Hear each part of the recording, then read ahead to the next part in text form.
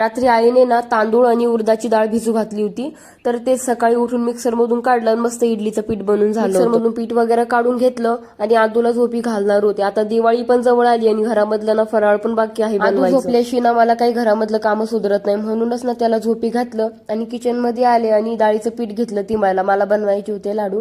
पाणी टाकलं तिंबायला आणि मला एक काम अजून एवढं सारं पीठ होतं ना, मला काही तिंबल्या पण जात नव्हतं, म्हणूनच खाली पण सांडत होतं ते.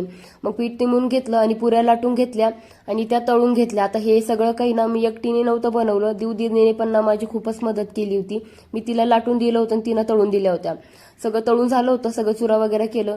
आईने पाक बनवला होता लाडूचा, मग ते सगळं त्याच्यामध्ये टाकून दिलं आणि सगळे लाडू ना झाले होते, पण त्यांना ना चांगलं थंड होऊन दिलं आणि रात्री आईने मी ना लाडू बांधून घेतले. आता आमचं लाडू बांधायचं काम चालू होतं ना, आदूचं ना लाडू खायचं काम चालू होतं.